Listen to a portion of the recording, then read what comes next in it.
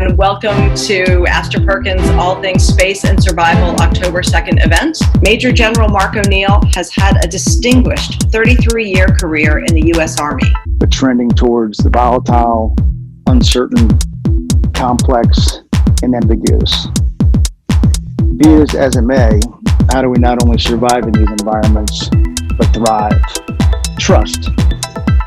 As I experienced throughout my life, relationships matter. The key is to develop and maintain an agile and adaptive approach down to the lowest operational level. Too often we tend to solve problems in our own service-centric silos.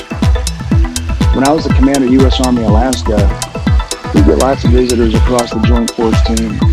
I always made a point to them that we need to strive for joint equipment compatibility. The goal we should strive for is developing adaptable, agile solutions, compatible kit across the Joint Force. Makes total sense. Retired Colonel Dr. Liam Collins, who's the Executive Director of the Viola Foundation and a permanent member with the Council on Foreign Relations. We have Sean Drake, the founder and managing partner of Stony Lonesome Group, where he serves as the Managing General Partner and Chief Investment Officer. We have retired Squadron Commander Glenn Cowan. He's the founder of 19 Investments that invests in dual-use technology companies validated by Special Operations Units and National Security Intelligence partners. We have former U.S. Navy SEAL Team Officer Eric Tribeca. He is a co-managing director of Onset Blue Capital and Blue Marble Capital Partners. We have Dr. Bob Baxley, who is the CTO of Bastille Networks. He's an expert in machine learning algorithms for software-defined and cognitive radios. And we have Caleb Carr, founder and CEO of Vita Inclinata Technologies. Commend you on the great progress that you guys have made. The customer traction that you've been able to demonstrate already, I think, is fantastic. You're certainly on our radar screen now. He's going to be hearing from me later today. Undersecretary of the Army or not, we're going to have a little chat, but that's fantastic. Yeah, no you got a great team there. They are looking for something like this, so make sure I'm able to put you in touch with them. We can connect out. I'd love to make an intro for you. Moderating the panel will be Heather Richman. Heather is founder of Defense Investor Network and managing partner at Family Office Command. Joining the panel is Captain Scott Tate, U.S. Navy Commanding Officer and CEO of Pacific Science and Engineering.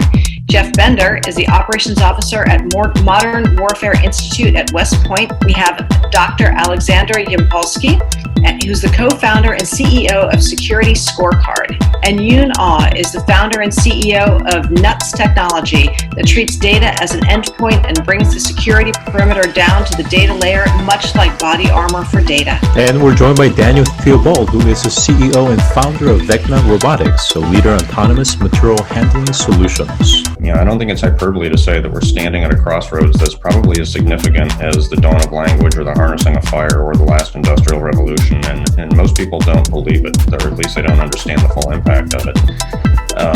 When we look at our current force, I think we should see it as the peak of an industrial evolution, but at this point going forward, it's sort of more a liability than an asset, and how we completely recapitalize and retrain is going to be the determining factor. I think a lot of times people completely misunderstand the idea of AI as somehow replacing human intelligence.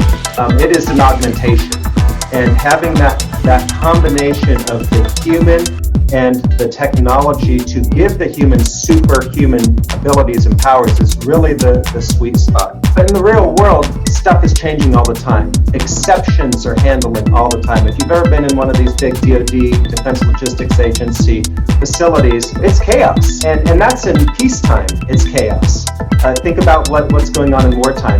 So you can't build systems that are susceptible to only working on what we call the happy path.